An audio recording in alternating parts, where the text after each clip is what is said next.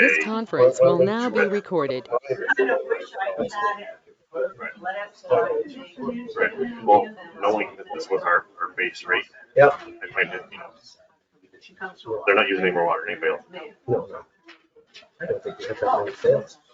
I was trying to get a hold of the treasurer and find that out. He said, wait. Hello, Tina. I'm well. How are things in the great metropolis of Keene? Yeah. We're still using your tractor. I was thinking about that today. Were you? I don't know what made me think about it, but I was thinking about driving it up the hill. Yeah. So why talk about that? I mean, no, but I haven't seen you, so I taught Julia how to use it the last storm that we had. But. What is this? That's a moratorium that Tammy dropped off. Oh my gosh, it's Roger Jakubowski. It's just a draft. It's based on the similar law that North Elba passed. We're doing what we're doing now.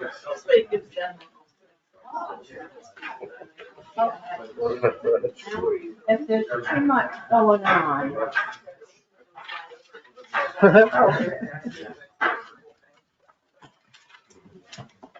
Yeah,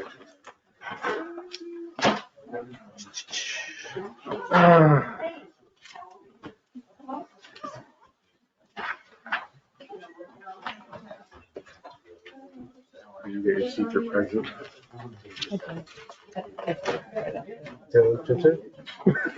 This, the 4:59 to 5 is like the longest minute. Can you copy out? I used to. There's TV.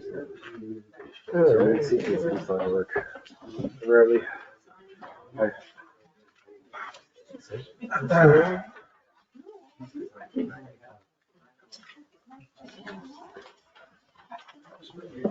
Thank you. I didn't even think to look at that. Evening, I'm calling the meeting to order. Please stand for the pledge of allegiance. I pledge allegiance to the flag of the United States of America and to the republic for which it stands, one nation, under God, indivisible, with liberty and justice for all. So thank you for coming this evening. As I hope the notice sort of made clear, what we're doing tonight, this is not a meeting at which we can take any real formal action. This is more of the board going over the proposed changes made by the short-term rental committee, and they submitted their proposed changes at the end of last year. And we are going to review those, ask questions of members of the STR committee about specific things they may have put in, the reasons why they put them in, and things along those lines. I expect at the next regular meeting, there will be a resolution if we can get this drafted in such a way, but there's still going to be the sort of a delay of having legal counsel review the changes that we made. But it's my hope that we can have like a productive work. It's kind of a work session here with questions, working on the changes in front of everyone, and then moving it forward at the next regular meeting. It'll be on the agenda for further discussion and maybe action. So if there's any questions, you will have a chance to talk at the end, and we will try our best to discuss among ourselves first, and then we may look up and ask a question. And at some point, if someone does have a question about it specifically, one provision, please raise your hand and I'll try to get in, but we try to keep this thing moving. We do have a hard stop, which is at 6:45, because the planning board has their meeting at 7 tonight. So we'll see how we do. So thank you.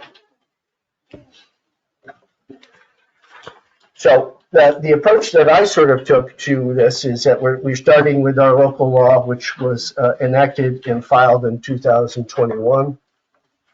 Then we have a copy of the final proposed changes made by the short-term rental committee in October of 2023. Have we got the most recent one? That's the question. I've one dated 10/7/2023. Was that the final? It says final at the bottom, so I'm assuming that is. Okay. So, so for the purpose and intent, the short-term committee put in a purpose and intent paragraph or two. And does anybody have any questions about that or objections about the way the purpose and intent has been written? I don't at all. I wonder if, for the benefit of the public, you are interested in explaining to the public why that's important to have in there in a local law. Go ahead, Tim. Okay. A lot of these are synonyms that I'll be using now, but if this is ever reviewed by a court, by a judge, you need to have the purpose and intent,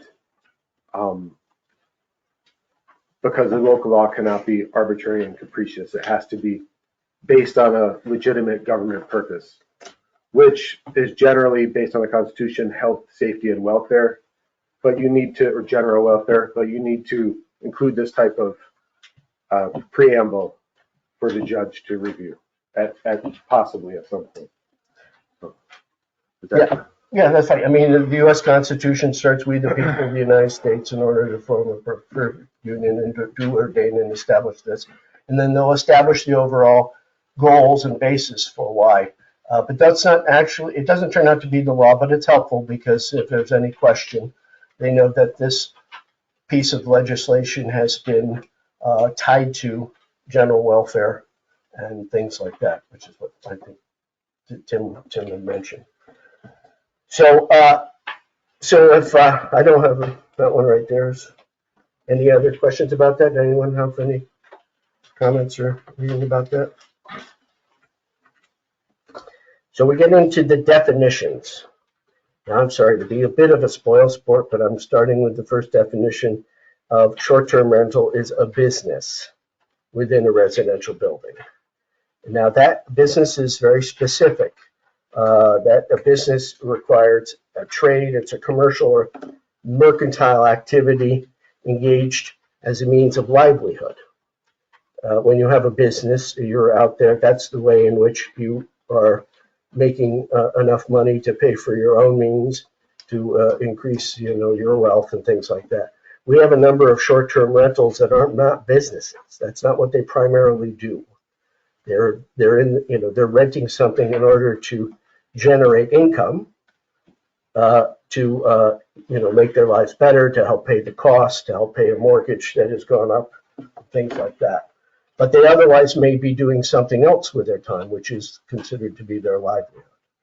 So my first point was a short-term rental is not a business. Not everyone is a business. Some of them may be, because that's the way they've structured themselves.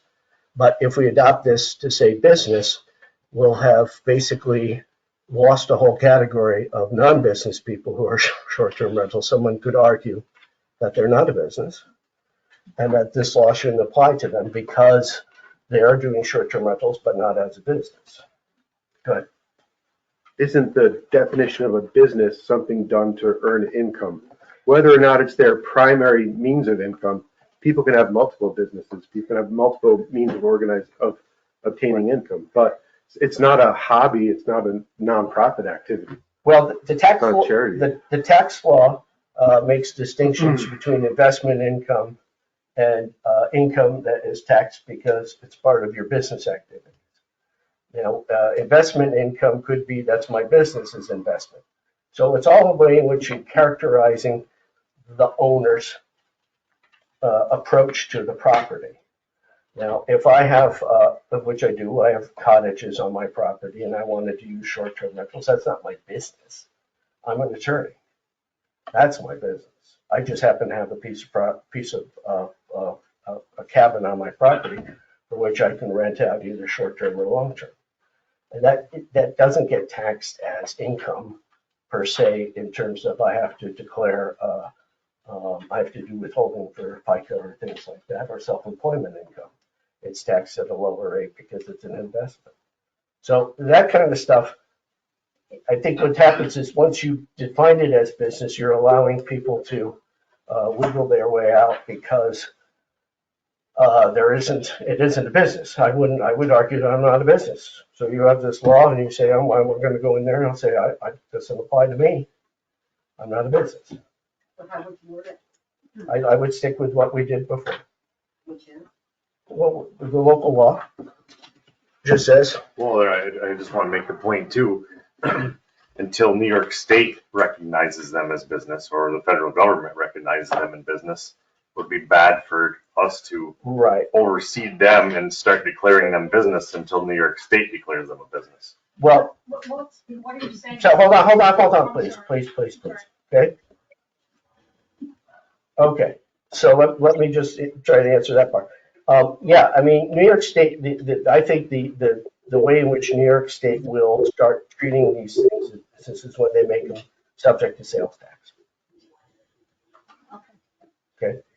And then suddenly, but you don't have to be in that, the town doesn't need to be in the business, so to speak, of deciding that. Just, the original one just says a short-term rental is a dwelling unit that is rented. So you're not getting into characterizing where the owner's coming from. You're just saying that it's how the property is being used. Bill, you have a question? No. Oh, your hands up. I'm just taking it all. God, no, I'm not speaking. Sorry about that. Sorry. But anyway, so Nancy, go ahead. Good thing I wasn't bidding on something expensive because I did block it. I'm sorry. So, When Karen used the word bad, it's bad. I want to know what's bad, you know. Well, I think if we start making laws that aren't recognized by New York State, I think that's a bad procedure to start getting into. Because basically we're making laws that don't exist on a state statute.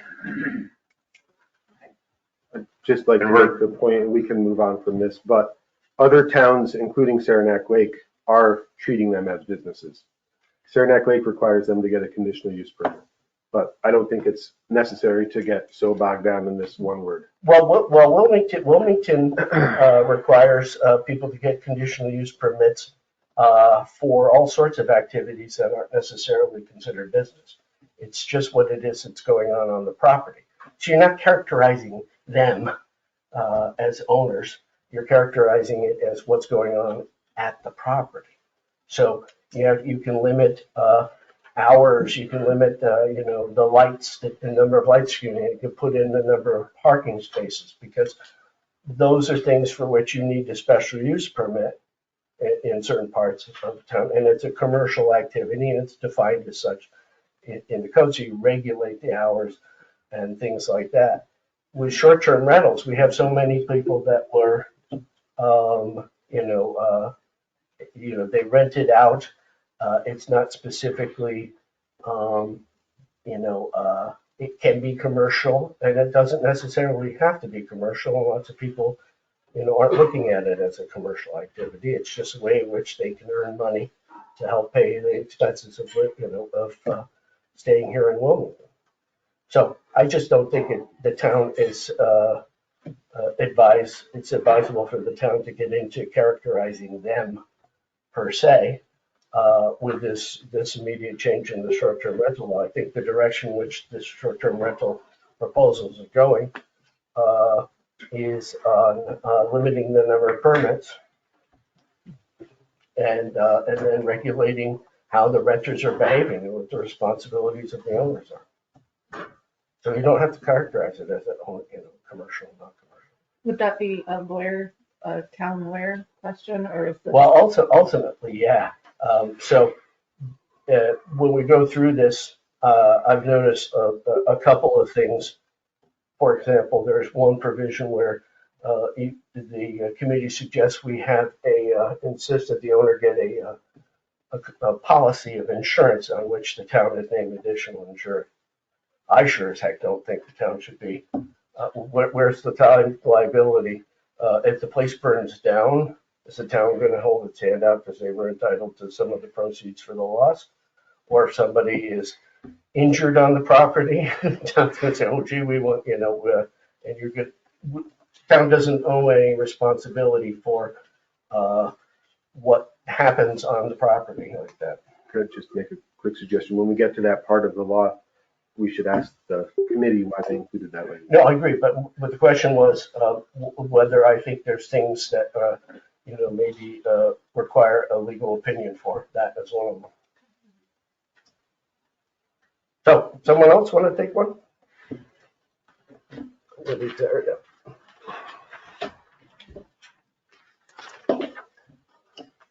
Are we going to go through the cover letter in the same way? No, No? I mean, the proposal is the proposal. The cover letter Well, is a nice statement, the cover letter has the cap and the explanation for the cap. but it should be in the law if it's going to be anyway. I think it's at the end of it. No, it is. I mean, Okay. if it's in the law, it's I in the was law. looking at a previous draft. It might not be, but I thought that So was. just one It more is. question. What's that? I think we're just gonna keep moving down the list. Okay. Well, go right ahead, Tina. You have anything you want I have something on page 3 if no one has anything before. Well, why don't we page 3. start going down through it and Okay. continue on page 1. to? Okay, go ahead. I'll take the next one. It's just owner. Basically, it's, owner primary, owner secondary, owner non-resident, owner occupied, part-time resident. I've read through them. I don't see any problems with them. I mean, they're pretty straightforward. It's just definitions. Okay. Cap. Maximum number of short-term rental units within the town of Wilmington allowed to operate at any given time, or a maximum number of permits that can be active at any given time. It's not specified as in the cover letter, but it is addressed in there. So I That's would fine. ask that would Again, be, it's just definitions. So. right, Yeah, I actually I hate to quibble, but I would stick with the maximum number of permits that can be active at any time. We'll have the enforcement question later. People are not going to sign up for a permit. The things that the town can control are number of permits that it's issued, the way in which permit holders are, engaging in their rentals. Just a second. And then the last one is enforcing those who should be permitted but are still running their own business on the side. So the maximum number of short allowed, yes, that's decided by the number of permits that we can issue. So I would just stick with that. The maximum number of permits that can be active at any given time would be the cap. Robin? Just along that topic, I think that going back to people running these as a business versus, occasional supplemental income or occupancy while they're away or something, I don't know, the whole permitting thing seems to be, or certification thing, seems to be blanketed across everybody and doesn't necessarily, I think, apply to how individuals use their homes. If that makes sense. Yep. There's, I think, one person who owns 7+ homes here that are permanent short-term rentals. Granted, they are paying the fees and running businesses, whereas other people who aren't necessarily operating in that fashion, I think should be able to get a permit for short periods of time, not be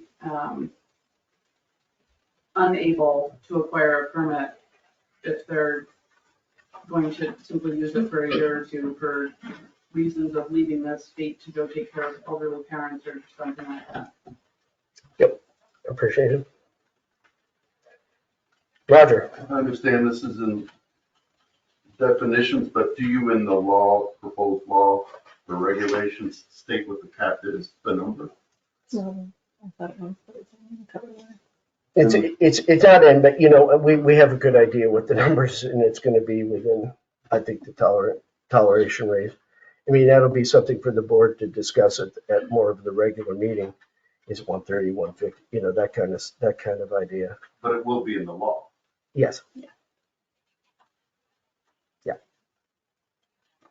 Anybody else? Just to follow up on that though, like that number hasn't been decided and we haven't discussed any of that, whether there's gonna be provisions for locals or any other way to get a permit if that cap is, basically reached. And if there's gonna be a way to exceed that cap, that's all discussion that's still to come. Right, so the public will have an opportunity Oh, to absolutely. be involved in that discussion. Yeah, so sort of the path that I sort of see is, assuming for a moment we get everything sort of lined up, the next board meeting will be, allowable for public comment. Once the local law is sort of settled on and, approved by an attorney, we have to go to public hearing anyway, and then we would have our vote on the change. I guess I'm just not sure why it's not in here now. Or just a typo, I think. It's in the cover letter. Yeah, I think just- we all put it Oh, all I- together. I think it was an omission. Yeah. I understand. So Pat, where's that number? so- what's the number? 125. 125. I think we were going more for a percentage of the homes. So if there were more homes in the town, then there would be more short-term rentals. It's a fluctuating. Well, plus this is reviewable and revisable, maybe we could put it on as a schedule. I'm trying to think about how not to amend the local law every year. And go through that stuff, is that we could put it in on like a schedule as part of the local law and have that be sort of reviewable and changeable, like fees, and things like that, if the town board wants to do something. You were thinking like a percentage? Okay, Yeah, it's just so hard to quantify that. 25% right now. I know. I think it's over 25%. All right, next, Um, Tim, you had them on next page? Yeah, just real quick to respond to Robin, I basically agree with everything you said, and I had thought that in our current law, that it may be a federal law that if you rent for fewer than, I believe, 30 nights a year, you are exempt from this law, but I'm not quickly paging through the current law, I'm not seeing it in there. But, We're missing Who- 2 pages. I mistyped or misprinted it. All right. So it's probably in the other 2 pages. well, I thought that was in our current law, and Something you similar are the is- one who primarily wrote our current law, so you're not? Michelle and I both worked on it That's in the using middle. classes, and then the town board tore it all apart. That's a lot smaller than the one Michelle and I drew up. I guess my primary point is I basically agree that if it's for less than X number of days a year, that should fall under a different criteria. It's just so hard to keep up. Yeah, I mean, there's so many different ways in which this is sort of moving with the number of exceptions and the number of definitions and things. I mean, something like that can get sort of difficult to manage. You had something on the next page you wanted to talk about? Yes, on page 3, letter D. If no one has anything before that. Oh, geez, okay. Can I skip in front of you? then? Sure, yeah, yep. All right, M, code enforcement officer. The code enforcement officer is we're just going to use the state definition. The code enforcement officer, right here, you're seeming to be limiting, I don't want to limit the code enforcement officer because it's just now suddenly this law says it's only for the STR code. So the state says it's the officer designated by the town to inspect buildings, construction and repair, and to enforce state, local, and local building zoning codes, including this local law. Just leave it at that. So that's my suggestion for that one. Sorry, Tim. Good. So on page 3D, it's just talking about change in ownership. And it specifies, it specifies from the sale or change to an LLC ownership structure. It seems like we should make that more general rather than specific to change to LLC, just to change, because there are other types of business entities beyond LLCs. So change to a different ownership structure would probably be my suggestion, or something along those lines, rather than just to an LLC. If it becomes a partnership or, right. That's also addressed later in the code somewhere. Let me try to find where I saw that. Change of ownership under page number 7C. That's a whole definition which we need to review, but that is it is addressed in there in another part now. I think that's a limit on the number of permits per owner, and this is saying if you change ownership, you're not guaranteed a new permit, you know, if the 6B. place is sold. Page number 7 under 6C, it's a whole section that says change of ownership. It's still referring to an LLC though. I know, but I'm just saying, we're gonna have to change it in both places. It's stated in here more than once. Yeah, I And think one we of the should. issues that I saw with that is, although I understand the new permit if it's changed to an LLC, but if I own a rental unit and I'm basically changing it from my name to an LLC just because I don't want liability on me, nothing's changing. It's still me that owns the LLC. It's still me that's the owner. So why would I have to apply for a new permit at that point? Because I'm still the owner and I'm the owner of the LLC. So there's no real change in ownership. So I don't know if I necessarily agree with having to get a new permit just because it goes to an LLC, because you can be the owner of the LLC and you're just protecting yourself from liability. Hold on, slow down for a second. Go ahead, Laura. I think sole proprietorship would be a more indicative of what you're referring to. Single member LLC, it's exactly phrased. Nancy? I was gonna say, with the LLC, the reason for that is with the LLC, you're saying if I was the only owner of the LLC, but LLC could be a number of people. It could, but I'm just saying there's no exception in there. If I've created an LLC just for me, or I'm not picking on you guys, if Paula and Bill decided to change it to an LLC, it's still the same owners. Nothing's changed, so why would they have to get a new permit? And take the chance that we weren't gonna get it. Exactly. They'd have to go on a waiting list. Anybody? Don, sorry. Okay, if you have a sole proprietorship and you switch over to an LLC, your employer number doesn't change, your tax number doesn't change, Exactly. it stays the same. Exactly. So why would we change everything just because we change a title when everything's really remaining the same? That's my point. And maybe it would be better to change a title. Okay, yeah, I mean, they start getting into this discussion, they use this term nowadays, beneficial ownership at the federal level. So who are the people that are benefiting from the fact that they're the owners of this property? That was the intent. Yeah, and so those are different, if that's a different set of people, then the permit doesn't transfer to them. If it's not, then it's just sort of people trying to structure things to save on their insurance costs or their insurance liability. Nancy? So the wording just needs to be improved. Yeah, no, to me, I'm hoping someone's taking good notes. Yeah, definitely, if it's changed ownership, definitely they should go on the waiting list. Zoom is taking good notes. But somebody, Zoom is, okay, good, because yeah, I'm not LLC making has this. more than one person, and That's- that makes it additional owner. Again, If you're gonna if, add John to it, but you're still gonna own it, then it's that, you're still you, yes, he's just additional owner. But if you sold it and Marilyn bought it, then she needs to go on the waiting list. It just needs a little more language in there. Yeah. Explain it. So what happens if Darren owns two, and the limit is two for local people, and then so he decides to get a third one and put it under an LLC? Well, he's still subject to what, I mean. well, that's a loophole in the law. That's one of the things that can't be addressed. And that's one of the things that I brought up from the start, because, you can have two in your name, you can start an LLC and have two in that name. And how do you address that? I mean, are we going to take legal action every time that somebody tries to find a loophole? Because that's what lawyers are paid for, is to find loopholes, and to try to limit every single circumstance like that. I think we're going to have a hard time doing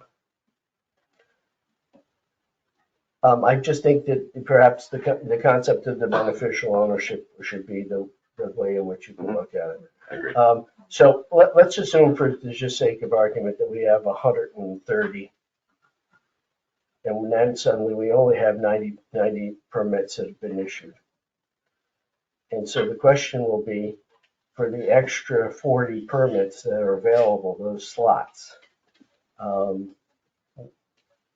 whether they are ever filled or not, let's say the market has done something else, would we, as a community, prevent somebody who's already had two from obtaining a third?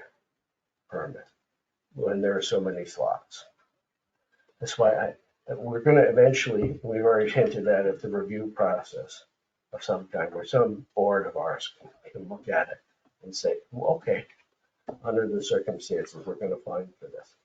Something along those lines, but I can see scenarios in my head where you're looking at it and saying, well, we have so many darn slots. I think Tim has referenced that a couple times with this special use permit. You know, they would ask to apply for a Right, variance for that. exactly. So, Tim? Just going back to transferring ownership and the ramifications of that. In the committee's defense, and I don't know, I didn't attend their meeting, so I don't know exactly what they were thinking, but in our current law, page 2, number 3, existing short-term rental permit will not be transferable to a new owner of the short-term rental property unless approved by the code enforcement officer. So I did attend the town board meeting where this was discussed, and I remember that discussion, and it was decided that the permits would not be transferable to a new owner. Then it was made a little more vague and left to the code enforcement officer's discretion. I think there was something in there about if a man and wife owned it, one of them died, it could be transferred to the family of, if I'm remembering correctly. Yeah. Okay. That the family That would itself make could sense. have it. That would make sense. I guess that would be Yeah. Verily, you were at those meetings. You were at all of those meetings. Yep. All right, so now Tim went down to D, and he skipped right over B3, which is what I mentioned before about the insurance. I don't see the point of it, the proof of insurance, so can you tell me why you think that the town would have to require these guys to put the town as an additional insured on their insurance? Are you speaking to me? Yes, I'm just, Okay. yeah. So, if some, say, the road wasn't plowed or something and they came down into the road, the way people are very litigious. So who would be, the- so I'm just trying to think, who's driving the plow? Now, the plow has already gone by. Okay, so our plow, our town The plow. person from New Jersey is upset because they got in an accident and they want to blame somebody. Okay, That would be something that you're covered under by the owner of the short-term rental, right? no, I'm just trying to see the scenario where, Well, that's just something I just came up with. I'm sure there's a lot of things that, Yeah. people are very litigious.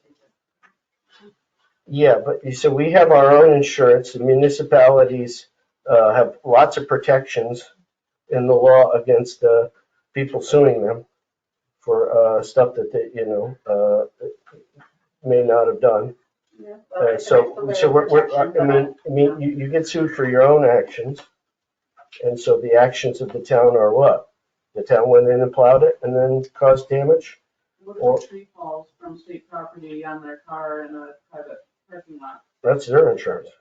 Well, I guess that's my point. Yeah, but why would the town need to be on it? Exactly, no. I'm just thinking that would be something if I were asked to provide I'd have to pay for a binder and name the town as additional insured. I'd say, for what? I don't know why it would help prevent the town from getting sued, because it seems like a liability to me. Because at that point, the town is saying, we're making 100% sure we're enforcing all these regulations. And if the person at that point can prove that something wasn't enforced, and the town is supposed to be the regulating agency on this, Right. I feel it's like that would put us on liability. So I don't know why we would want to have our name aimed at anything like that. Yeah, that's just an invitation. Okay. How about the building permits? What were the thoughts on 2? Any updates or renovations to the property will be disclosed prior to the application. And the proper permits, open permits will be taken. I'm just not following what we're doing. Yeah. Where is that? Where are you? It's on page 3, paragraph B, and you'll see 2. I think we just want the code enforcement officer to always know what's going on, Mm-hmm. Any improvements, are they up to code? they'll be done by the inspections that he's gotta do. No, I'm just thinking, what if they're in the middle of, they've got their application in. So the application contains all the best information about the property that they could possibly have until the time of application, the application. He has to So go once they inspect. have the application, it doesn't matter anymore, they can do whatever they want with the property. No, that's not what this says though. It says prior to the application. Okay. I'm just saying if it were written to say, if there are further renovations and changes made to the property during the pendency of the permit, then they should notify the code enforcement officer to see if it would affect these regulations or something like that. It's also town law. They get a building permit for any alterations to your property. That's not any part of the SDR. That's town law that's been existing for years. No, I understand, but it would be tied in. I think what they're trying to do is tie it into of this part too, so that but it would work out. It would work out well anyway. But that was one reason why I asked. It's at the prior to the application threw me off. This is the part that you were wondering about, the familial transfer. Yeah, I'm Oh, maybe you weren't. I'm Somebody okay was. with it. The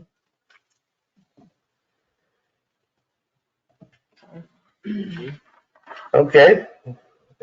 Anything else on page 3? Who wants to talk? Oh, yeah. Laura, anything on sorry. page 3? Nope. Tina?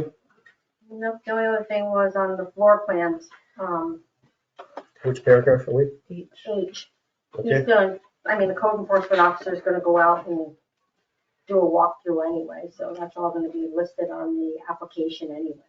They're gonna have to list everything on the application, what they have for number of rooms, dimensions and everything anyway. Yeah, but is this different from what we do now, or do we actually ask for a floor plan? Or we do? Checks it, yeah. Yeah. Okay.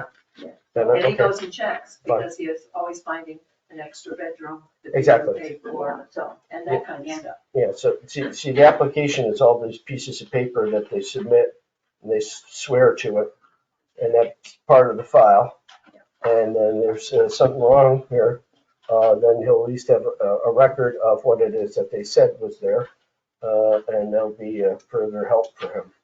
He goes and checks. No, I know that, you have to do that, but I mean, it's still having it on paper first. Is good. I'm on page 4 now. yep, So I just has a bunch of spelling errors. I'm assuming that's supposed to be plot of the property rather than plat of the property. I think it's plat. Plat, P-L-A-C. Really? Yeah. What it's referred to. I've never heard it called that, so. Okay,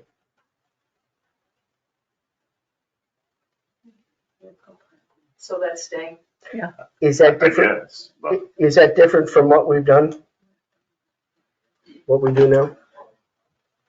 I mean, it would have This to be is, a legal these are, question, but these are all these are all the papers that are submitted with the application.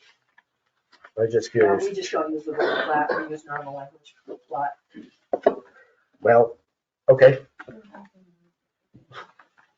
not a big deal. I just no, that's fine. thought it was a spelling error. And then J, for the most part, I don't have a problem with the septic systems. But one of the things in here it reads to me is, they're supposed to have an inspection before, the application, which if it's a new rental unit, I understand that. And then the way it reads in here, or the renewal. So they're supposed to have a septic system inspection every year, because if they're renewing a permit and they're renewing them yearly, this is reading where they have to have an inspection of the sewer system on a yearly basis if they're renewing their permit every year. And I've installed systems for 25 years now, and I guarantee most people in this room have never had an inspection of their septic once other than it being pumped. That's true. So Go ahead, Roger. why do you have this in here at all? I mean, what's the concern? No one inspected your septic tank system this year or last year or the year before, but why are you doing the short-term rental? That would be a question for our committee. Pat, Nancy? I am not answering right at the moment, I am blank. I can try to answer it. I think it was because, the house could have been built and gotten the CO for a certain occupancy, and then now all of a sudden you're having 17 people in the house, and it's a lot more use. I think that was why. But if we're gonna limit, if you're gonna try to go for the number of bedrooms in there, you're going to the number of people, you're going back to your standard Yeah, it was amount, just to why try to would we make sure have that to the go back septic to your system was septic and do all that? Adequate for the number of people. Yeah, I mean, so I really don't, I might agree with them, that I don't think it really I don't needs to think it needs be to be part of it done either. anyway. And above, as far as parking, I don't think that really needs to be in there because I don't even know where my septic is parked in my house. I probably park on mine most of the time. Tony, So septic tanks are determined by the number of bedrooms in the home? Correct. It doesn't matter as far as occupancy? Correct. That's how they calculate it. I have a question. Hot tubs, all those Just things a- now. So, Bill, you said you weren't gonna talk. I know, I'm well, shocked. the septic system inspection is a very vague. Right. Very, very vague. I'm just not sure, so you dig the tank up and you pump the tank out and you find out that it's 1,000-gallon concrete tank. It tells you that it's 1,000, it doesn't tell you anything about it. The septic system, the tank is probably the most solid thing in the whole system, it's the leach field. So are you expecting people to dig the leach field up every year, or, because that's where the problem, the tank's not the problem, correct me if I'm wrong, the tank is a tank, it's never goes bad, it's the leach field. So the septic inspection, But if you're overloading the tank, doesn't that affect the leach field, which could affect the water table and neighbors' wells and things like that? well, certainly, I'm just curious how you would do a leach field inspection. But that's why the occupancy numbers are based upon the size of the septic tank, and that's supposed to take care of that problem. I think Riley touched on that. Well, I just where it was a septic inspection, and just if you're requiring people to dig other than the tank, I just wasn't sure. I think if I was going to inspect it myself, I'd be doing a walk around to make sure there's no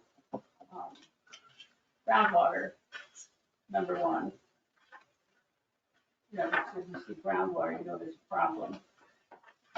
I don't know. Okay, And I just, the term is very vague, the septic inspection. Isn't this something that homeowners want to take care of no matter what, just for personal protection I don't and think so. property It's value? just because of the people who want to sneak a lot more people in and you get a strain on the septic system. I guess that's what it amounts to. I mean, but one thing I would think that an STR owner would not want is septic or raw sewage running on top of the ground as they're renting in that place. Is not gonna provide a very enjoyable experience, and I'm sure they're not gonna get many rentals if their septic system's running out on top of the ground. Not to mention, to back up with Bill, is who's qualified to do the inspections? Am I qualified since I've installed them for 25 years? Does it have to be a licensed engineer? Can you do your own inspection? Who is qualified to do these inspections? I don't know. All I can tell you is I read and read and read, and a lot of these ordinances, you know, a lot of these things in them, and I thought, I'm not a professional person on any of this stuff, but I'm just going according to what a lot of towns thought was important. And then it's up to people to go over it and decide what is Right. important, what isn't important, what needs to be stated a little differently, what needs to be added, you know. Thank you. Dan, No, I was just a little curious, a clarification on this inspection of the septic, but I think we covered it. okay. Bill had one. Yeah, it's same with me. I mean, it was a very loose term, septic inspection. I just wasn't sure who would be qualified other than the tank, which is very vague, and which is a very simple part of the septic system. It's the leach field that's possibly not handling. And I wasn't sure who would be capable or qualified to walk around in the yard and if your feet squish or they don't squish on the ground, it's okay. That's the only way I could do it. Okay. I just was wondering if you're gonna make somebody do it, who does it, that's all. Tim, So, Could the health department be involved? well, see, the health department is not involved with, I mean, they're generally involved with the design for, domestic site water waste, waste systems. They tell you what they want. There are probably lots of tanks within the geographical bounds of the town of Wilmington that aren't quite up to snuff anymore. People do things differently. And so the health department, when we're doing renovations and new construction, yes, we would insist that the septic system be up to current standards. But people who have short-term rentals here and then long, their houses, that's not the point, is to, suddenly require the state of New York to show up and inspect everybody. I think if I could just back up a little bit, I think the reason why the concern about the septics being up to some sort of standard is because of the cunning person who doesn't give a rip and is trying to maximize how much money they can get. And so they're not interested in increasing and putting in extra money to upgrade the system so it makes it, they don't care that they've only got a permit for 2 bedrooms and they're going to shove everybody they can in. And so it's there for those kinds of concerns. It's usually the person who's not interested in following the permit, the maximizer, that some of these things are put in. I do know from North Alba, because I assisted somebody, it's just part of the application process. You ran a test and you got a good flow and somebody signs it. And they need that before the thing. Just in the back, please. Yeah, I'm sure the wording and definition of what constitutes a valid test to be worked out. But I do hope you will keep this general language in here. And the reason is that New York State sets the standard for the size of the septic system you need relative to the number of bedrooms. And if I were applying for a building permit and I said I had a 1,000-gallon septic system and I was going to have 5 bedrooms, hopefully the planning board would turn me down. Yet we could easily have a short-term rental, originally built as a 3-bedroom home. All of a sudden they are renting it out as if it had 5 bedrooms or maybe 10 or 12 people. They're actually, they would not be able to get a building permit for that, yet we would give them a short-term rental permit for that. So it's really important with the language in here that we kind of bring the number of people allowed to use the septic system into accordance with the New York State Health Department regulations. And we're not allowed to go easier than what New York State says about that. We have to follow the rules.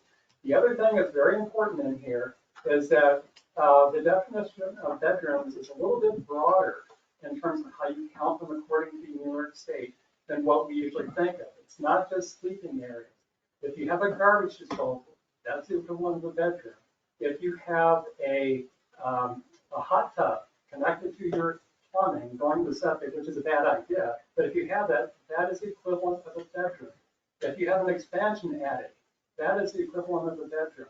So you really need to be in compliance with the New York State law on this.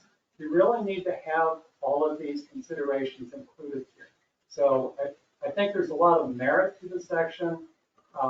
And I think, this whole controversy about the inspections can be worked out with some clear language. So this is clear language, is that what you? Clearer, he said clearer. Oh, clearer that we wrote. Can I address that a little bit? Just a moment. Yep. Go ahead. I agree that, it is important in certain aspects, but again, it gets back to our application, and on our application, it says, all right, what's the size of your septic tank? Do you have a garbage disposal? Do you have a hot tub connected to this? This is all on the application that our code enforcement officer is then going to review. Our code enforcement officer's job is then to go to the residents and verify all these things.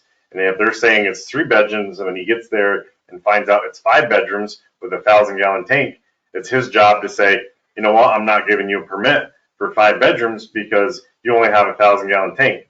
So because of those things being addressed on the application, a lot of that stuff is already going to be taken care of before it ever gets to this point. I think this codifies it though very clearly in terms of counting bedrooms. And actually later in the proposed regulations, it determines the size of the septic to the number of allowed guests for the STR. If you want a good example of the application of this, the town of Geneva, New York has a very clearly defined STR regulation with very clear specification of septic size and how it affects the occupancy limits.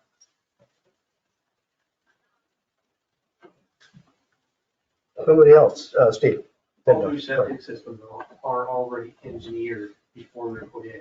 You just can't go put one in without an engineered stamp on there. Permit anyways. So it's kind of irrelevant. Yeah. Okay, thank you, Don. Okay, on the the law that's in effect now, you look on page 4, number 3, it shows you that this is taken care of, and it says it has to be according to the state law and according to our building codes for the septic tank, for the leach field. And then if they need repair, the codes officer is going to make them repair it. And it has to meet the requirements.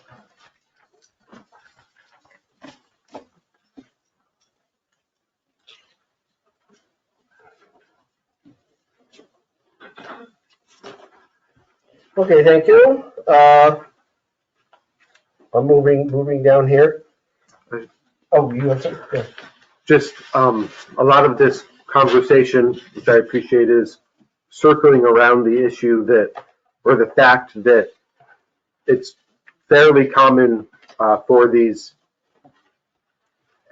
operations to include 2 bunk beds and a futon in one bedroom. It's circling around the fact that oftentimes, sometimes, these operations invite more people into what had been previously operated as a single-family home. How did the committee, I'm sure the committee discussed this at some length, and what did the committee think about that, and how did the committee decide to address that? I think it was addressed because later on, or somewhere in there, it talks about how many people can be in a unit based on how many bedrooms. There's a maximum number per people per bedroom. It's on the I next think it was page. covered that way. So if they have a permit for, the permit would allow for, let's say, 10, but then their ad is advertising for 14, what would be the result of that? Well, we have that in there in the enforcement section. At least it was in our old one. I mean, I didn't even really see that in part of the new one. No, the new one didn't have, it's quite a lot about enforcement, so. Maybe that the old would be one, something to. well, the old one seems to be working, I didn't mind the old one, but it wasn't included in the proposed changes, enforcement ideas. And to keep this ball moving, I'm not gonna ask the STR committee to go back and return to us some language about that. We're gonna keep moving based on. I think that, however, I think that the septic paragraph is in some way an attempt to address that fact. Just a quick note on this, I think this also has a lot to do with frequency of use. And again, back to my original comment, not everybody is renting 365 days a year to a maximum number of people. Thank you. Did you guys discuss having that electronic AES system? I know last time at the board meeting. You mean our contract with the vendor for that? Yep. It's gone. It's gone? Doug will be. No, we're confident with that. The thing about that would be, this is off topic, so, we decided that it was too expensive based on the actual amount of business and the way the STRs are going, and we're confident that we can manage at $11,000 less, our own permitting, our own application online forms, our own collection of fees and things like that. The question. And our own policing of how many people Well, live. we have some ideas about that. The other idea about enforcement is, I think, is off topic, but I'll tell you, that the fact that I advertise for sales doesn't mean I've gotten any business. Okay, the violation of the law comes when they make the sale and they have the renter.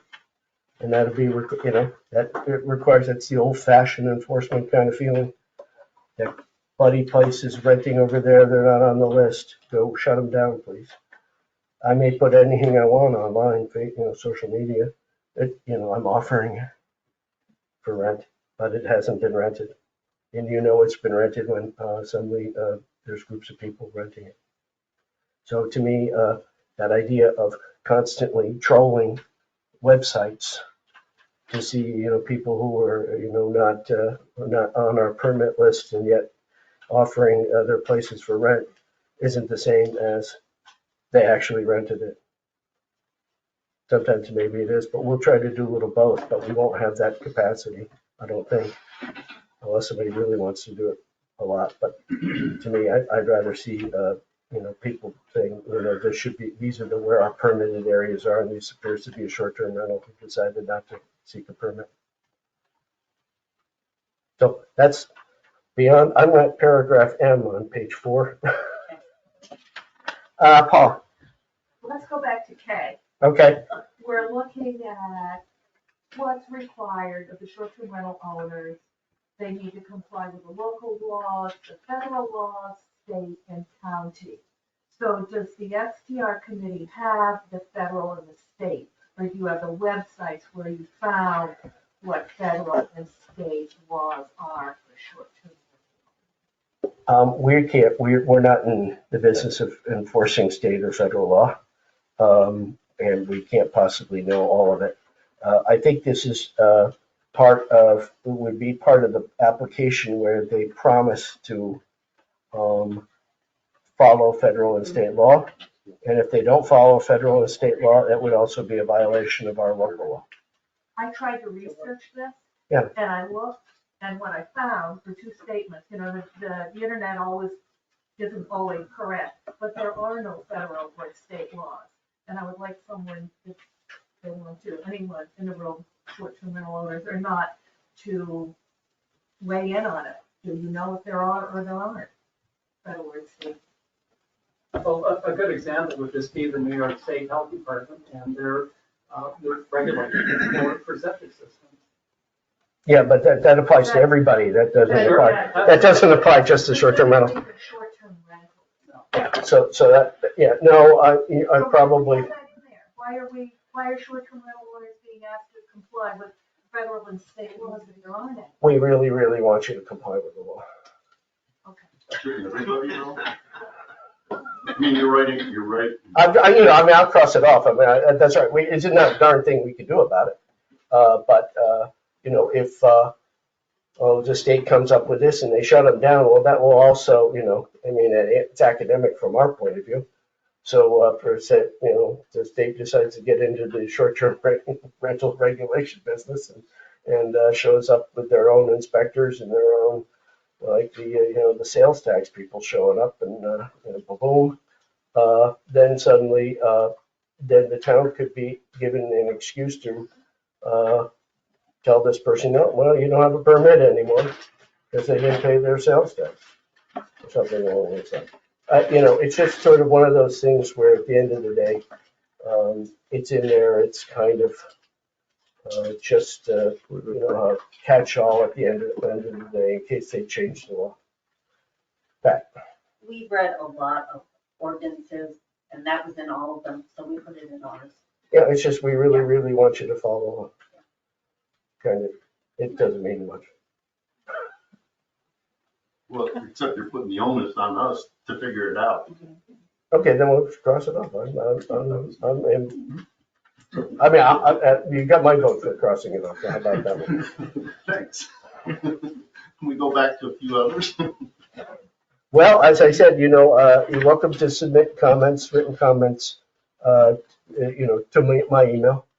I put that somewhere, I think. We're trying to move this along, but at the same time, it's always available for people to make comments and suggestions and things, and I'll do my best to get it in front of the board. Somebody else had their hand raised. Anybody? Okay. I have a question on L. Al, go right ahead. Okay, I would like there to be some language in here about what type of referral to the planning board for review, because if it's just the application, that's not, I don't know as if that's been done on the planning board side, and I don't know if that would be a special use permit or a variance, or what that would be that is entailed for that to be referred to the planning board if it's a non-compliant application. Well, okay. What was it we were thinking about? Referring it to, what situation do you see us, Oh, I these have things to read get? it. Okay.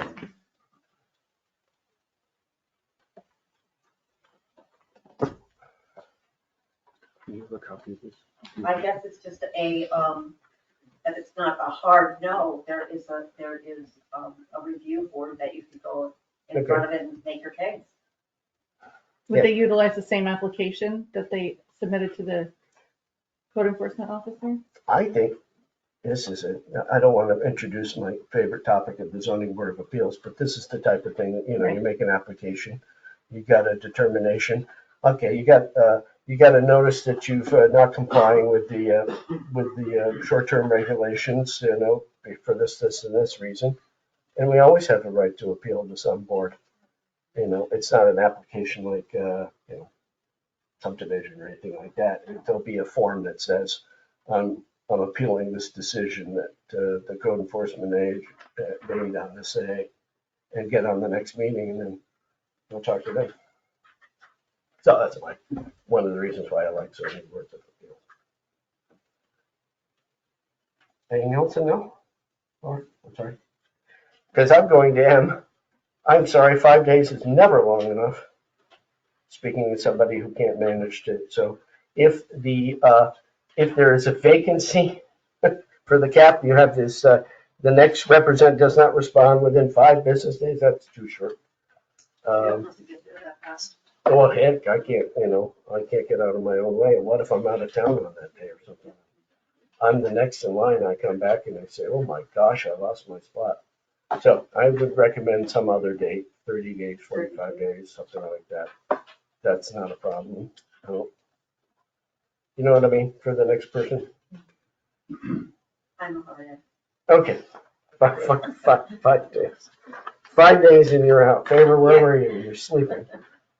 Just to make a point on that topic of capping too, there's talk of the number and stuff. From what I researched today, there are 721 homes in Wilmington, and that's, if we cap it at 125, that's only 17.34%.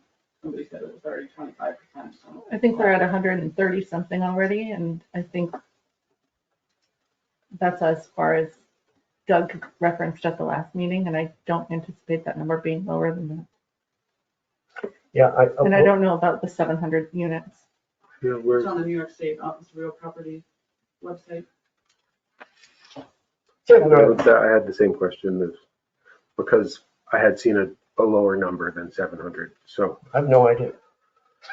We'll find out. Seen from the census, a number in the 600s. I think there's a lot of data that really needs to be collected and shared cohesively with everybody from both sides and interested parties, because everybody compiles data, as one of our new council members did during her running for the seat, and actually promised to share that. And no, I did that well before I was running. I did it in November of 2022. Yeah, that you was told me to share it with me, and I did. And then I please. earned my seat, and then I said that you can refer your questions to the short-term my point board. is, I think there's a lot of data that needs to be collected and shared. They have their information. Mine was dismissed. No, we don't need. By the way, We don't need to go. Yes, the numbers will are subject. All numbers are subject to. Real property should have the correct numbers, Well, yes. because that's where your tax bills come from. U.S. Census. I mean, there are lots of online data. I have not looked it up. I'll be guided when we get down to actually setting the number. We'll try to make some sort of decision as a group of what we can agree on, and then go from there. So that's okay. I think 30 days is appropriate. 30 days, okay? Somebody mark it. Thanks.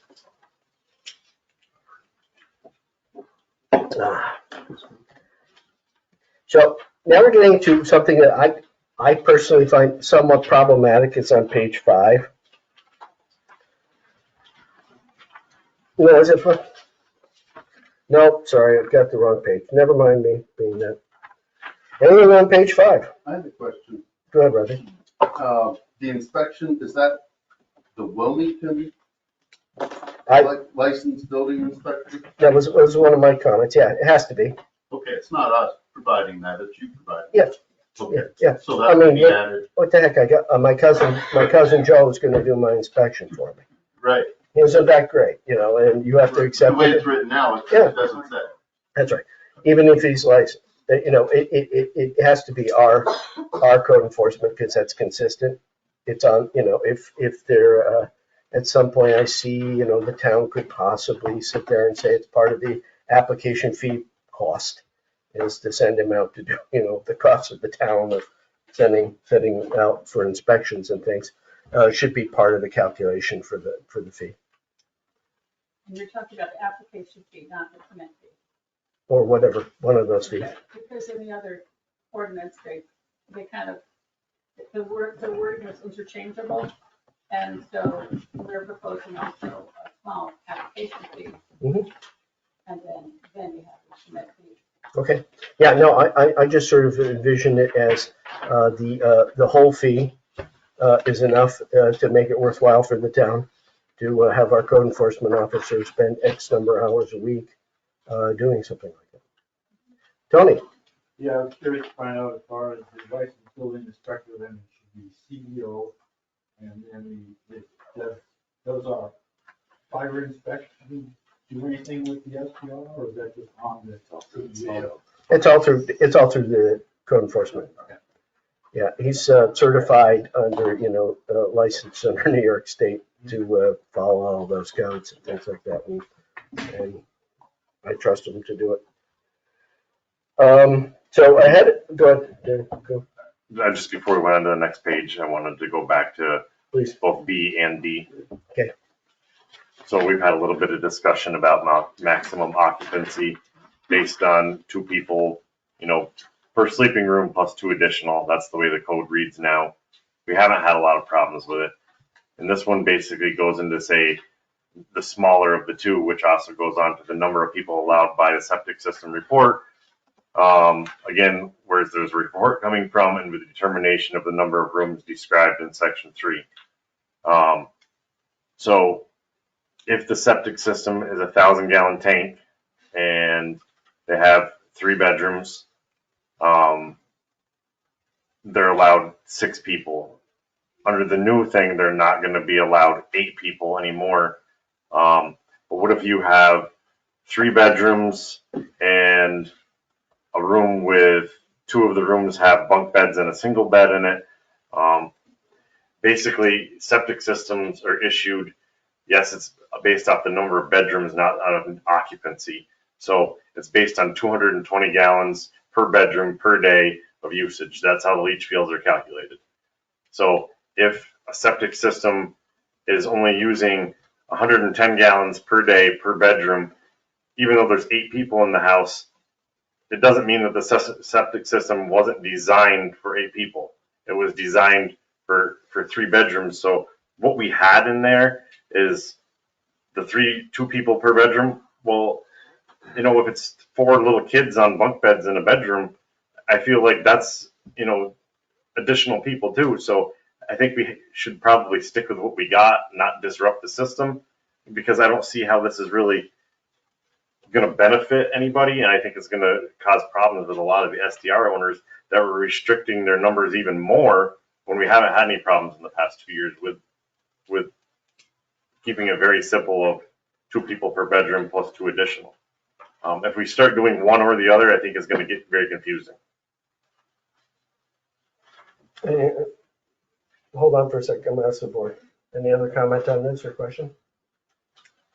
Not at this time, Go ahead, please. Yeah, I think you're giving preferential treatment to the SDR owners on this issue because you would not allow somebody to submit a proposal for a 3-bedroom home, I'm sorry, for a 5-bedroom home with a tank size for 3 bedrooms. And that basically that's what you're asking us to do here because you're saying, you know, you can add on extra bedrooms beyond what the septic system is sized for. I mean, I don't know if you were very familiar with the code, and it sounds like you somewhat are, but I don't know if you're familiar with the low flow fixtures and stuff today. 220 gallons per day per bedroom is what they're designed for. If you go through just about any house, and I actually have a list of houses that are vacation rentals that Eddie did me today, with the number of gallons they are using, not one of them is reaching 220 gallons per day per bedroom. Basically, when all these water saving fixtures and everything went into effect, they changed to low flow toilets and low flow faucets and low flow shower heads. All of these things were done. The New York State Code was never amended to address those concerns and changed to go to a lesser number than 220 gallons per day. So in many situations, when these septics are designed, they're designed for 220 gallons. They're only getting loaded at 90 gallons per day per bedroom because of the fixtures that are in place today. I'm just going with what the New York State Health Department. And like I said, I've installed a lot of them, and that's basically how the code's written, is gallons per day.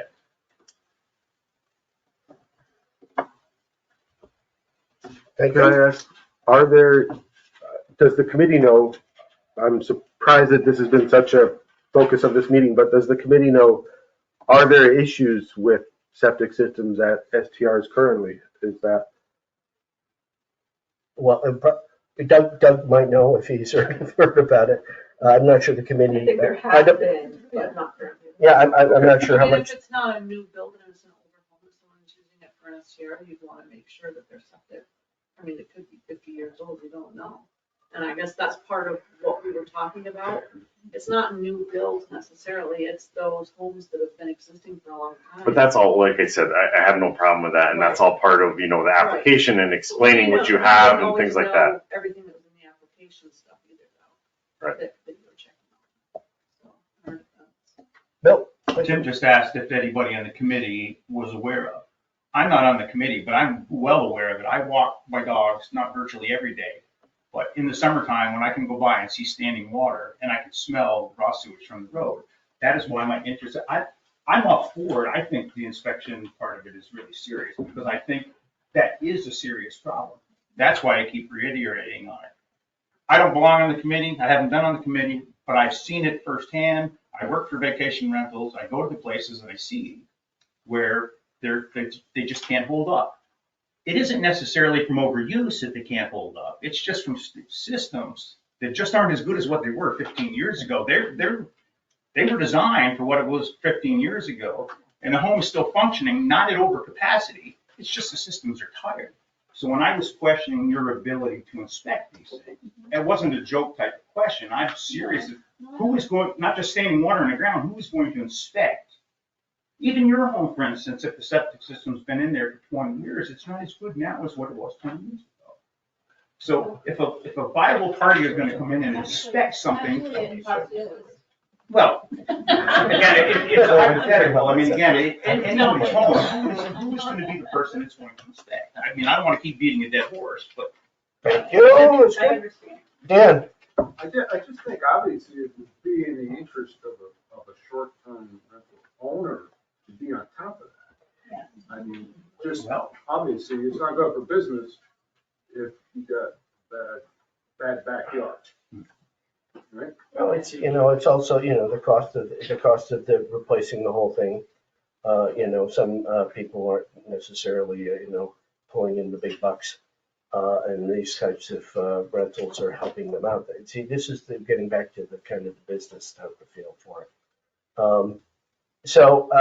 Yeah, I think it's, it's the idea that it be shown at the time of application to be able to handle a certain capacity is the best we can do as part of our regulatory permitting process. And then if there's one that's failed during its 2-year period of being permitted, then that's something the code enforcement officer would bring to the owner's notice. And it would be part of a review for the renewal of their permit, I'm not going to guess. Yes, Robin? If my neighbor's septic is ground level seeping, whatever, like you're witnessing, who do I call about that today? Whose job is it to enforce? Enforcement officer. Okay, well, There you go. Okay. Okay, thank you. Easy enough. I'm being a little particular here. We've moved to page 5, 4D. Now, I expect I understand what the committee's after, but it's kind of wiggly. When you say things that are directing the complaints to the owners, that's fine. Depending on the complaint, the person in charge will address their needs, okay, as best they can. Within existence, may disrupt their sleep or conditions that are normal for them shall notify. It gets kind of, it's difficult to enforce. So what the town would be asked to do in those circumstances is what? People have, I don't sleep particularly well. I may be woken up a lot, and I may be, and someone say, well, we weren't making any noise as a neighbor, but I'm particularly things. So I want to make sure that the standard. Oh, we have 15 minutes. No, we have half an hour left. So what I would like is that, what I'm looking to see is that we have standards written into the law that can be sort of verified and aren't subject to a lot of argument. I really wasn't sleeping well. The town's had a problem with noise for a number of years and have heard all sorts of possible solutions with some sort of noise meter. It's not open? Oh, that's bad. Where's my keys? It's just the lock on top. Well, we have to unlock it. It's probably fired. I couldn't get it. Thank you. So, it's the complaints is not addressed by whom. How's the town supposed to know about this? So all of these I'm looking for you're putting them on the owners to make sure they have these kinds of things. And then I'm just looking for something that, what is it that the town is going to learn when, and what's the town supposed to do about it? And I really am not, getting into situations where it's fighting over whether it's true or not. It's just going to put the town, our code enforcement officer in an untenable position. Right. And I also feel that, you could be next to two people that are your best friends and never have a complaint in the world, or you could be next to somebody that absolutely is not a nice neighbor and charge a complaint every single day, and then all of a sudden you're going to get your permit taken away, even though you're doing due diligence and doing everything you can, but the neighbor is just a pain. So, I think it could be really right. It's problematic. I'm trying to find clear things for the town to be able to do to enforce something.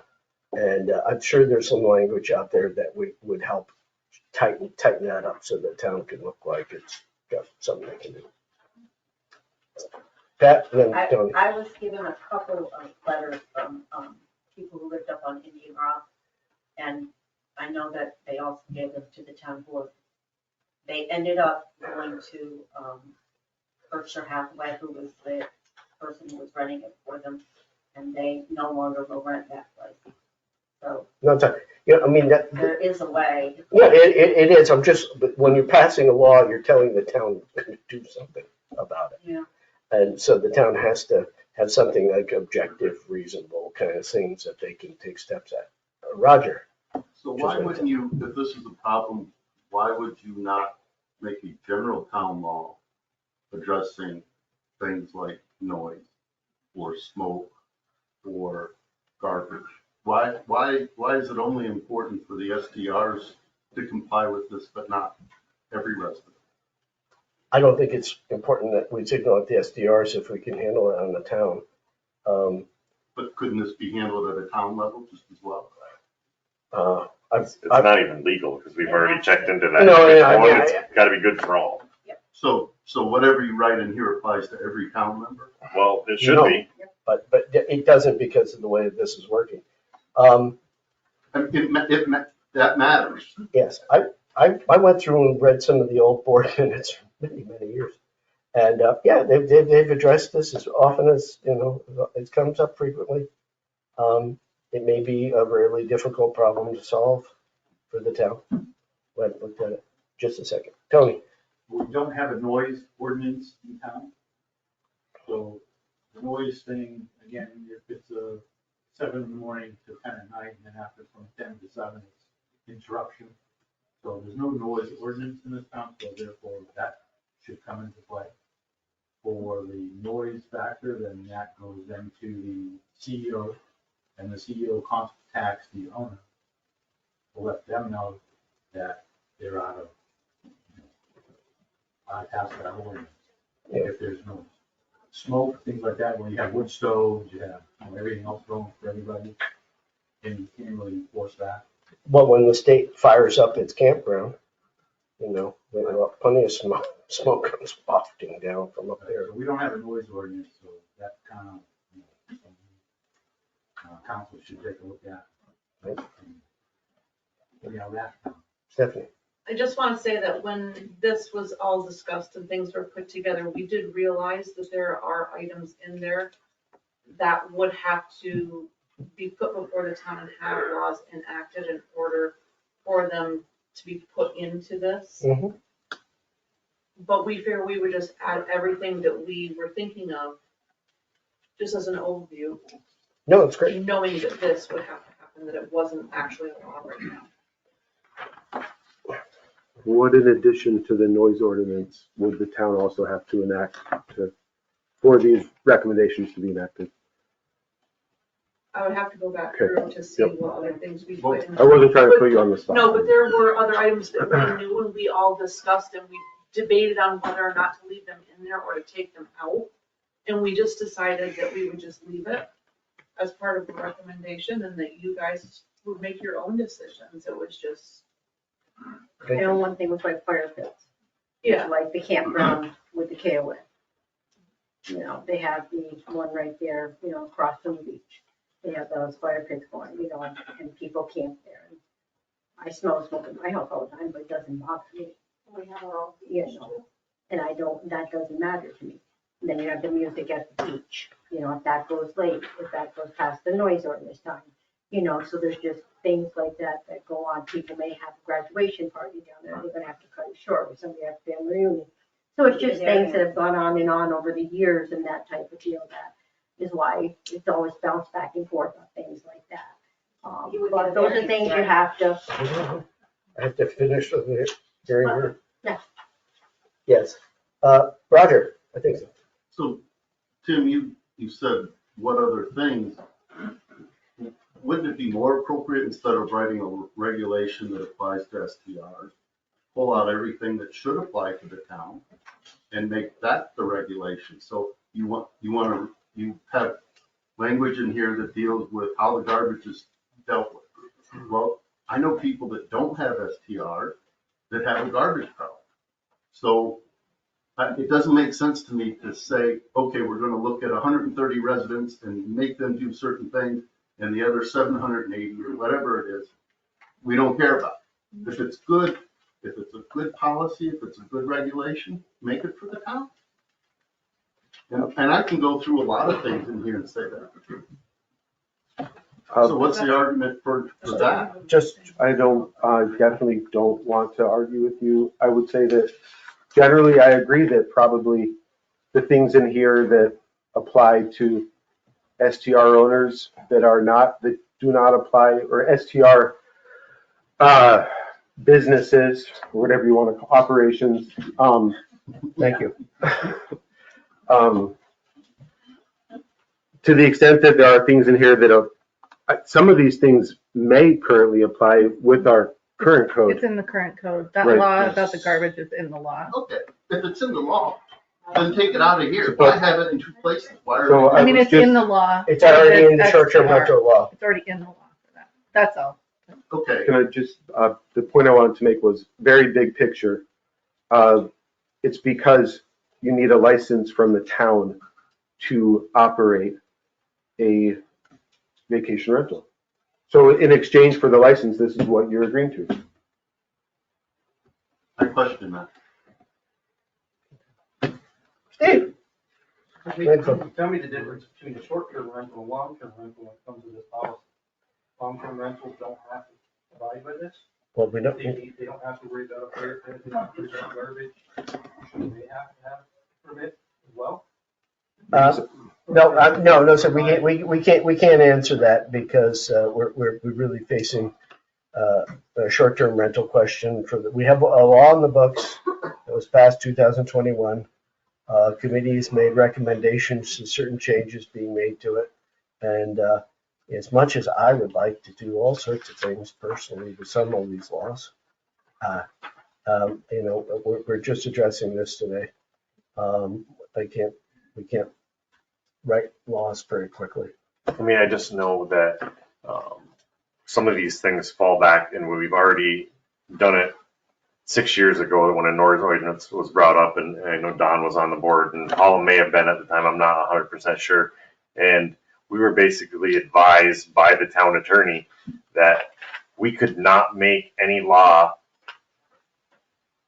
applicable to just short-term rentals and not the whole town. It was basically illegal. What was good for one had to be good for all. And we could not put a noise ordinance on STRs and not for the rest of the town, or the same with fire pits or any of that stuff. And that came from our town attorney. Rarely was on the board, definitely not. And that's what I was just saying when I said. Right. We knew that it would have to be overall for everyone, not just for this. Pat? That's what I was just gonna say. Oh, fair enough. Cliff, you had your hand up before. Who's gonna justify a legitimate complaint? That's what, So said, for example, this Indian Rock House, we had a complaint at 2:00 in the afternoon. A noise complaint, kids playing in the backyard. Is that a legitimate complaint? well, unfortunately for our code enforcement officer, these are the types of judgment calls that all enforcement So it officers would be need him that to ultimately make. makes that decision. What's that? It'll be him that makes that decision. Oh, yeah, no, I mean, it's just like whether I have probable cause to, issue you a ticket as a police officer. Hold on. But that's the way I sort of approach that, it's on the code enforcement officer's decision to go up, assess what happened, decide whether or not something's a violation, and decide whether to issue a ticket or not. Yes, sir. I certainly agree with applying the law equally across STRs and everybody else. But how many of you as homeowners have a neighbor who routinely has parties for 10 or 12 people outdoors, next to your house? We have two, and those are STRs. I think that you have to keep in mind that the high occupancy of some of our STRs are a big problem for a lot of the neighbors. People come to party. And I think it's just those of us who live next to high occupancy STRs are much more sensitive to this issue than you might be if you live next to an STR that rents to 2 or 4 people. Yes, well, then you get into the question of what part of town your STRs are located, and we're not dealing with the zoning code about that. Yes, Roger. So if what Darren says is true, that the lawyer has to review this and say, this might be illegal, is the lawyer gonna review this before we have the public hearing and Yes. move forward? Yes. So really, this all might go away if the lawyer looks at it and says, you can't do this. Yeah, but we're having a nice discussion Yeah, no, I about understand, what's important to us But as a that's the town. process, right? Is Yeah. that the lawyer looks at it and he might, or she might cut this thing all up and say, you can't do this. Correct. Yes. Okay. If that's the case, I didn't know. If you'd already looked at this and changed your mind or. Yep. So this is the first time this has been discussed by the board, but So can I look at the time here? It's 6:26. I'm just trying to, let's try to rocket through the rest of the,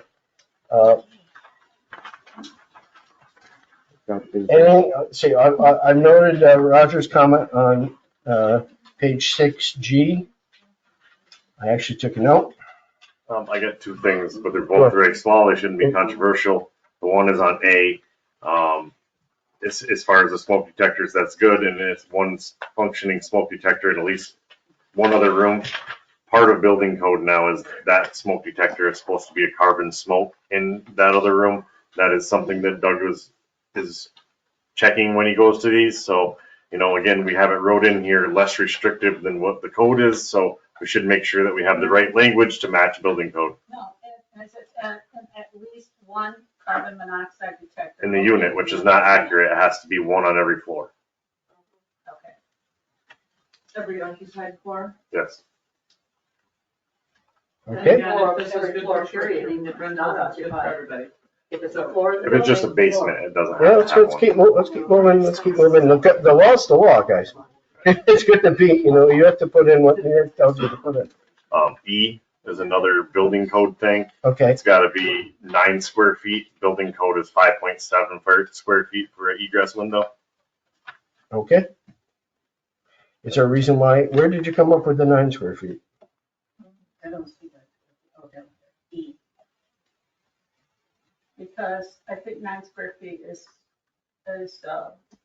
size that people can get out of. 5.7 square feet is New York State code. What, I understand, but I'm just A asking lot of what people that they're are a doing. lot bigger than that. Get out. Yes, F, fine. Yes. Okay, anything else on page 6? Gina?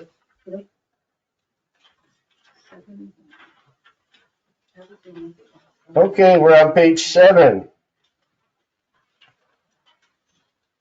We've already talked about C, which needs to be reworked. Yes, just clarifying.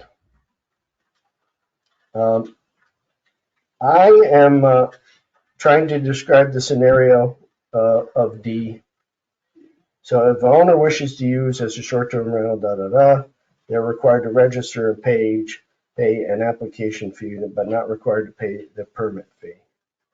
I think if the goal is to give people, some class of people who are doing sort of like rooms or guest rooms or whatever that used to be called. Airbnb. Or just, something else besides, a separate residence kind of idea. We should just define it differently. Because you're getting into when you have a lot of these commas and say if 2 rooms and stuff, then you get into the question of does this one apply to, you know what I mean? I didn't make it kind of stuff, because registering for the rental spaces for rate record keeping, that's fine. But we should call it something different if anyone come up with a name for that. That way it takes it out of the law altogether. Well, the thing is they rent the rooms through Airbnb, so that's probably. It's all in the definition, what we call it. There's very few of them in Wilmington. That's right. I understand what, you're trying to. People have long-term rentals go through things like that. I mean, like on Craigslist and stuff and everything, but Airbnb's not on Craigslist, so I mean. But this is just, it's. Saying one But a room and a studio half. apartment. Yeah, I There's a highlighted studio there, apartment. so I would take kinda- that out. Yeah, that's. And I would leave it room, but not studio apartment. I would take Well, that somebody could, phrase out. suggest how to actually carve out an exception like this for people don't. So you put your name in the list, but you don't have to otherwise comply with the law. We'll probably have a more in-depth conversation about fees in general, so any thoughts about fees, I should just wait, probably, I'm guessing. Please, because I think we have like a large list of fees that we want to review. No, I mean for STRs. Oh. Should I discuss that now? Or No, we have a large list of fees, like, permits, building fees, stuff like that. We might as well just put it all in one time and have a discussion about it. Okay. And vote yes. Jerry?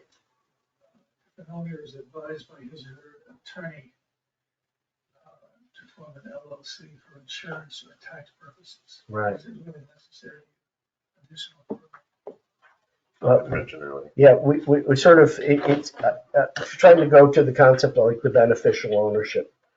So it's, and New York is starting to do this. They're starting to ask, they're trying to require LLCs to disclose who their members are. So in order for us to, if you have more than one member in your LLC and you're selling a piece of property now, part of the transfer tax return is there's an extra schedule where you identify every member of the LLC and their address. I really, we're such a small town, to getting into that kind of compliance stuff. So if it's a change in the beneficial ownership, so let's even say it's one member, 2 members, or 3 members in the LLC, and it certainly makes sense to run an LLC because you're not personally liable for all sorts of things. Then it's got to be how somehow or other the town is going to have a sort of a question of how they will know whether it's actually changed. But the basic idea might be that it isn't really changing. It's the same people who were listed before on the deed. Now they're just in an LLC with 1/3 interest in the membership. I just hope we could, we simplify, but the code shouldn't necessarily just forbid it. That. I'm going back. We skipped over any additional advertising of the signage that's around. Which page are you? Page 5, number 4C. Oh, I was too busy looking at D. Go ahead. I hope everybody agrees with that one.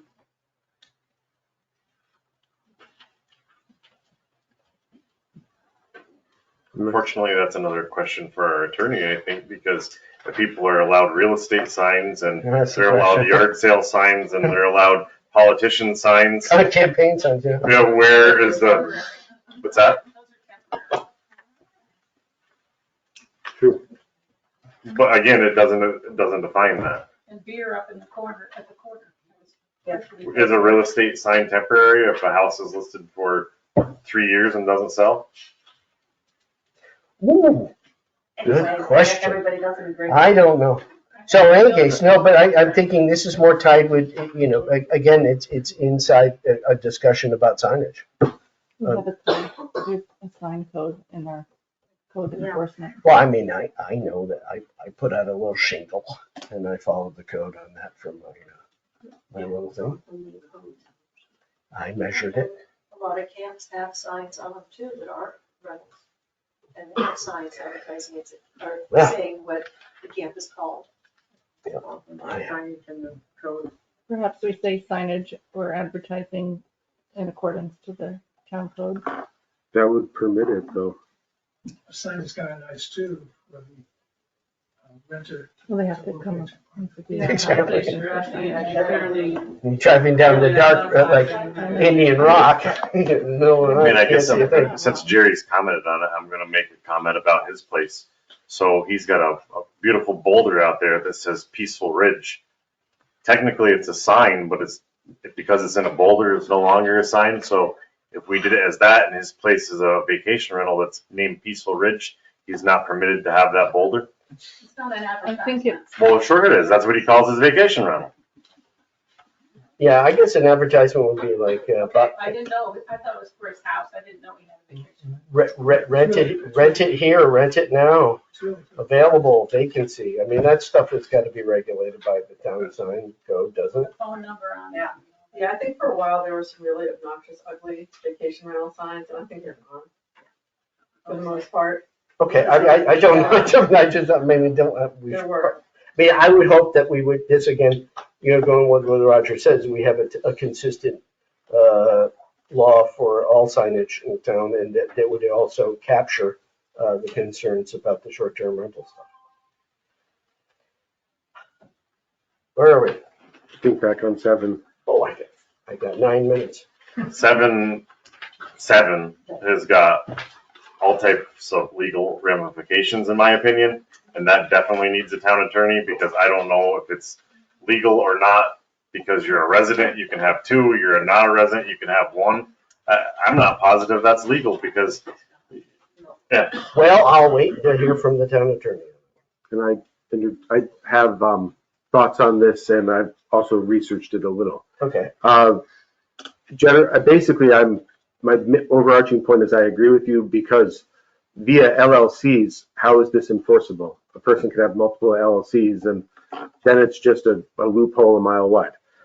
Secondly, the case is Hignell Stark v. City of New Orleans, 5th Circuit Court case, which found that it wasn't legal to differentiate. I understand what the committee did, and I agree with it. It's one of these things that is a common sense thing, but the court in its infinite wisdom found that it was a burden on interstate commerce. And the Fifth Circuit struck down a similar law passed by the city of New Orleans. Yes, and I will wait for the attorney. I have my own view. I suspect it may be not copacetic either. But, so look. Anything else on this page? Just related to fees, I might as well mention while we're talking about it. I would like it if there are less than 20 STRs in Wilmington that are accessory dwelling units of the owner's residence, and I would like it if they paid a lower annual fee. That's my point. Bring it up at the fee. That's fine. All right, so limitations on page 8. Hearing nothing further. Okay, so we got 4 minutes. People can talk. Go ahead, Robin. TJ, I'd like to point out that there are several studios that don't have solid doors that open and close to each bedroom.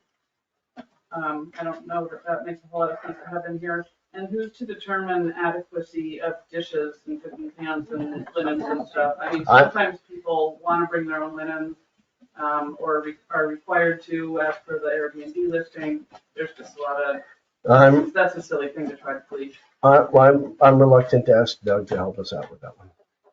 Yeah, that's good. Just big picture on this, section 8.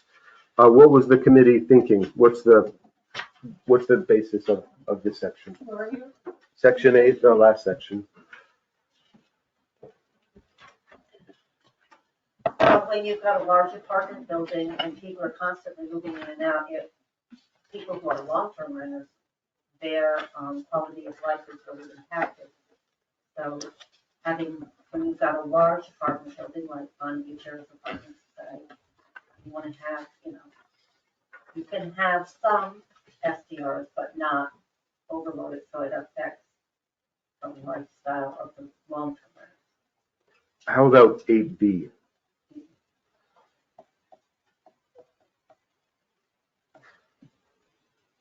I have a lean-to, my renters can use it.